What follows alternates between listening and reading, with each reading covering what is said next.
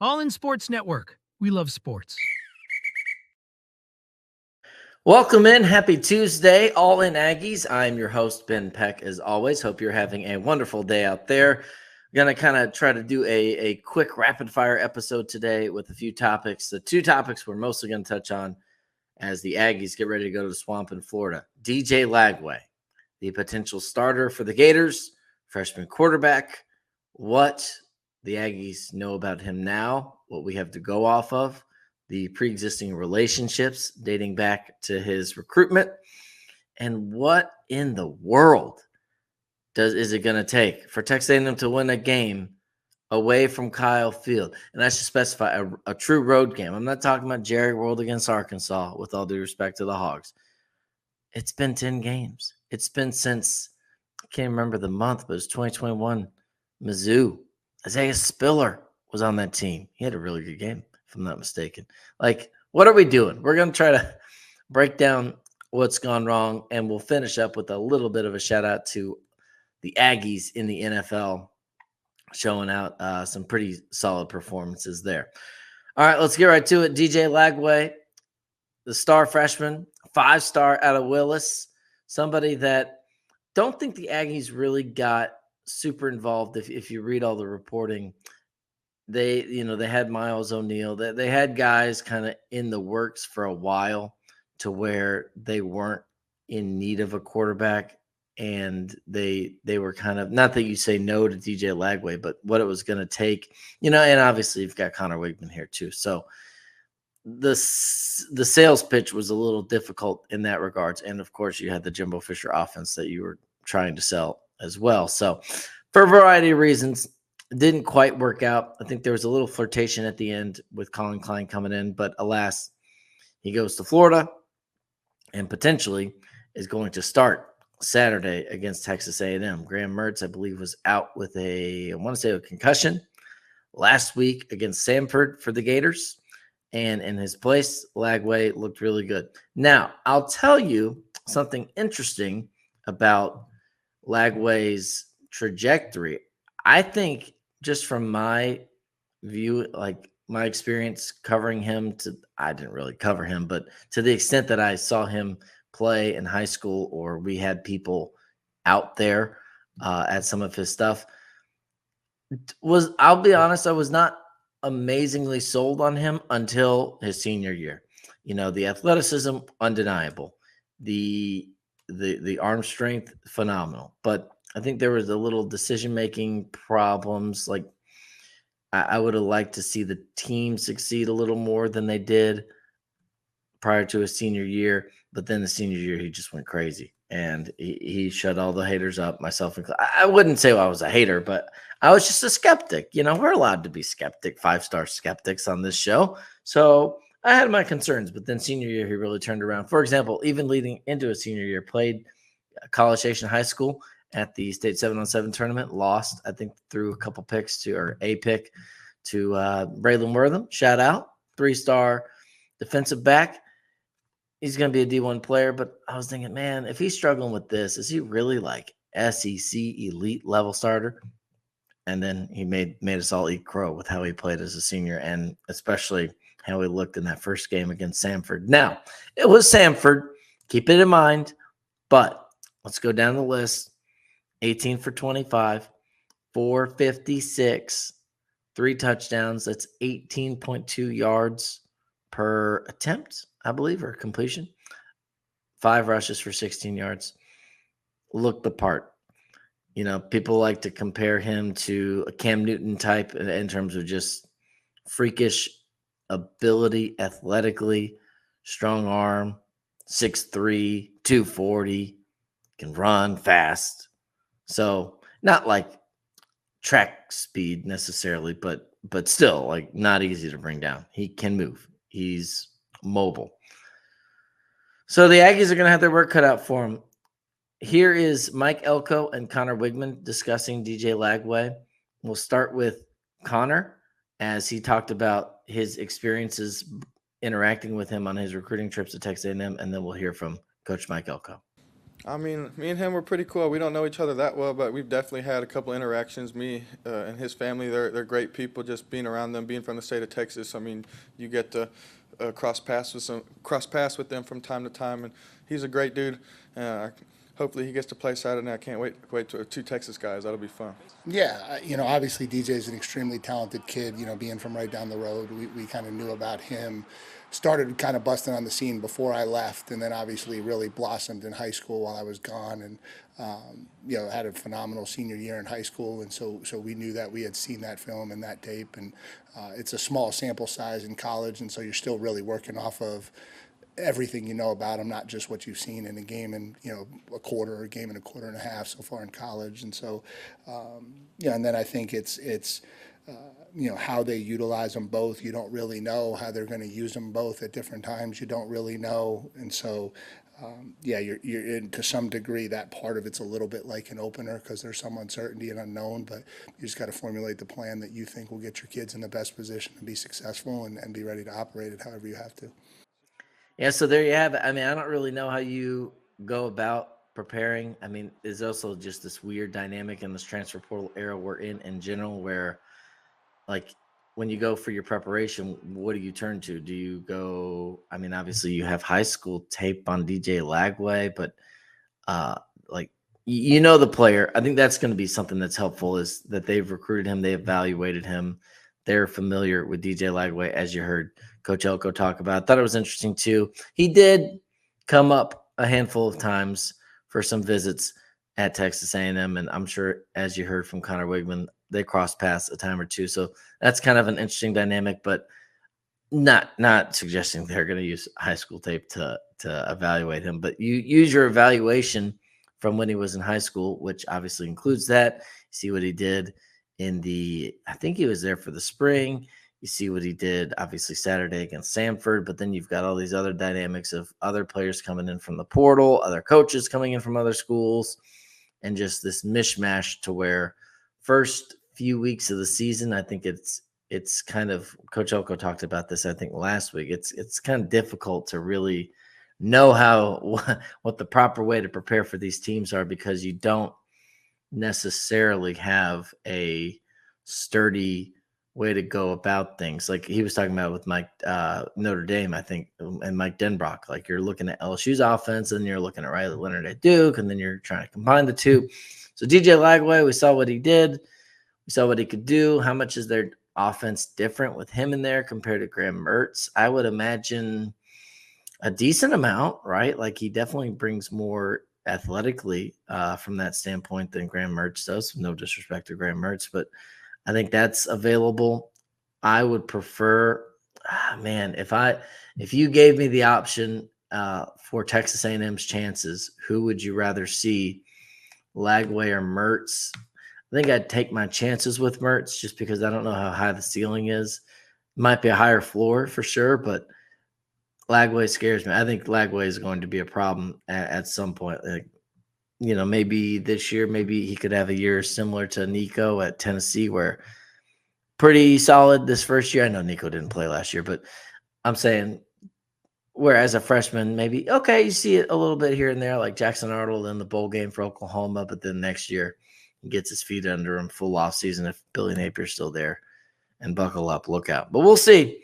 We'll see if the Aggies can cause them some trouble. They're going to have to get pressure on them. They've done that to this point with quarterbacks. They've gotten pressure, even though they haven't gotten sacks. So that'll help. I think the secondary has been pretty good in terms of not allowing just wide open blown coverages, as we saw too many times last year. They've been pretty fundamentally sound in that regard. I think that helps. And the one real concern that I've noticed, and Coach talked about it, was the run defense. I think averaging somewhere near 180 yards a game on the ground for opponents. So, and one of those was McNeese State. So, got to clean that up. But we'll see if it's Mr. Lagway or Mr. Mertz. Right now, Texas A&M a slight favorite against the Gators.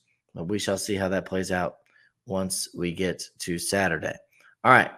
If you haven't already, like, comment, subscribe to the channel. Let us know your thoughts, suggestions, topics, ideas you have just about Texas A&M athletics in general. Start the conversation in the comments. We want this to be a show for all of us, not one-way communication, me to you. It's all of us together. So if you could do that, greatly appreciated. You guys have been awesome growing this channel to the extent that you have so early on, just about 2 weeks into this thing. And we are kicking. All right. Now let's talk about why in the world can Texas A&M not win a game on the road? It has been 10 weeks in a row that the Aggies, 10 games in a row that the Aggies have not been able to win a true road game. Okay. Why is that? What happened? What do you got to do to correct it? This is what Mike Elko had to say when he was asked about that at his weekly press conference. We maybe started back in the spring kind of doing some things that we think are important when you play road games in this conference, things with your mechanics, how you work your quarterback center snaps, how you work different things, getting in and out of the huddle, how you communicate in bad environments. I think it's something we've put some time and effort into. I think some of it is just it's challenging playing on the road in this conference. I think one of the things that makes this conference so unique is you're going to play in a hostile environment no matter who, no matter where, no matter when. That certainly presents challenges, and so there are no easy road games, whereas maybe in some of the other conferences you maybe get some opportunities to play some road games that aren't quite as daunting. In this league, every single game is a major challenge, and so I think that's kind of what it comes down to. Yeah, so I mean, listen, it's befuddled all of us, right? Like 10 games in a row. The last time, the date on that Missouri game, I'm looking at it right here, October 16th, 2 days after my dad's birthday, 2021, Saturday in Mizzou. Made them 6-2 at the time. They went on to be 7-2 after beating South Carolina and Auburn that year. And then the losses to start the streak at the end of the year end up 8-4. Listen, I was watching Josh Pate the other night. I think he put up the list of like the longest active losing streaks in road games in college football. And it was like Temple. I think Akron was on there. Maybe like I don't mean to throw MAC teams under the bus, although shout out Northern Illinois. Maybe not great news for the Aggies on that one, but it was like Akron, Temple, maybe like a Kent State, something like that. God bless them. All great programs. Mike Elko has some experience in the MAC. God bless them. But, those teams are not amongst their conference games. They're also intentionally signing up for games where they're basically getting a paycheck to go lose a road game. And so that's kind of, at least that part of it's built in. So you don't want to be in that company. Goes without saying. I should do a quick rundown, history lesson as to what in the world has happened in these 10-round games. Because some of them have been close and unfortunate. But that almost makes the unfortunateness, which is not a word, even more stinging, right? Is that they have come close, but for whatever reason, like close is the best they can do. So after you go to Mizzou in 2021, November 13th, I'm not sure what weeks these are, by the way. You go to Ole Miss, 29-19, had that game within a field goal, middle third quarter. Almost essentially threw back-to-back pick sixes from Zach Calzada. The first one set Ole Miss up in the red zone for a touchdown, and then an actual pick six to put them up by 16 minutes with about 5 minutes to go. Then you go LSU, end of the year. Max Johnson leads them down the field. Game-winning walk-off touchdown pretty much. Also should have probably been a fumble. Definitely should have been a fumble. It completely changes the narrative of the Jimbo Fisher season, right? If you go beat Alabama 9-3, you're coming off the COVID year. Man, how different things feel about talking about that era of Texas A&M football. All right, then we turn over to 2022. I was here for these.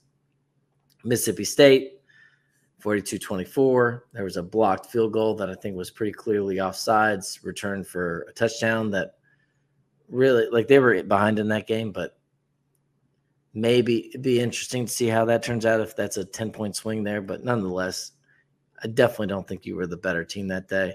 Alabama, the 2-point, essentially like what was almost like a 2-point conversion try for the win at the end. You get the pass interference call, and then, throw it to Evan Stewart. Hate the play call. I'll just be honest. Hated it then, hate it now.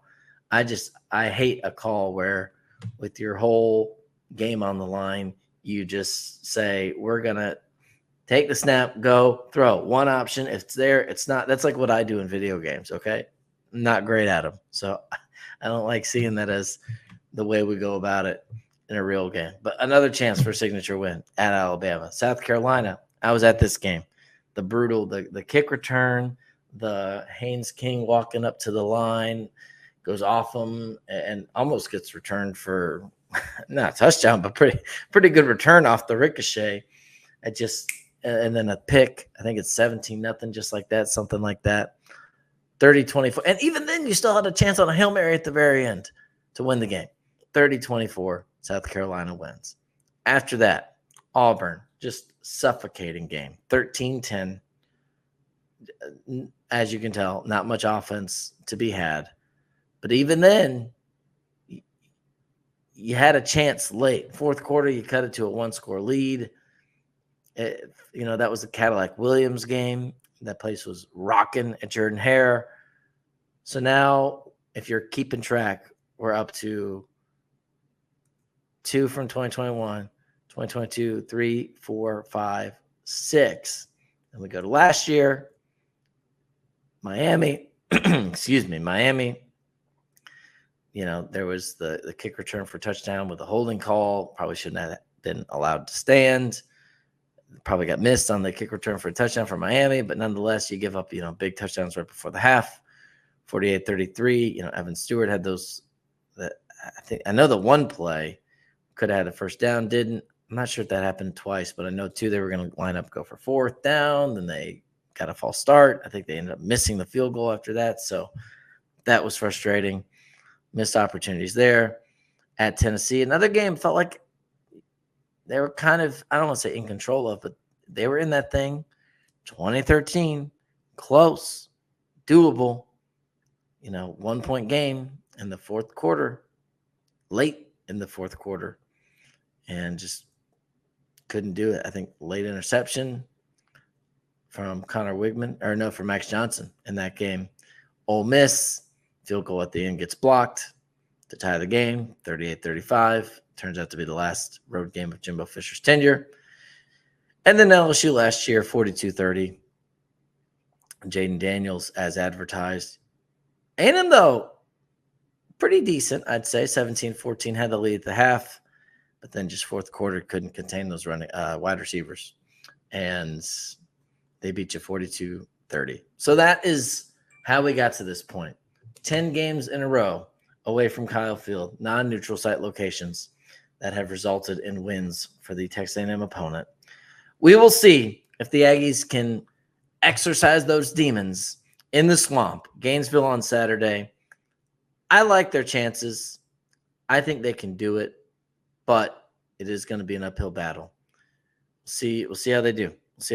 I think not even uphill battle is not the right word. I think it'll be a strange game. I think weird stuff will happen, but I think they're capable. I think they're good enough. I think potentially this maybe gives me some hope.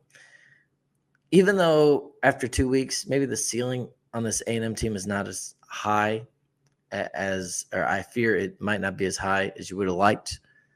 I think the floor on Florida might be awful. Like, I know they have a tough schedule, and I know it's not an excuse. None of it's an excuse, but it's not inaccurate to point out that they have a tough schedule. But man, they look bad against Miami and Samford.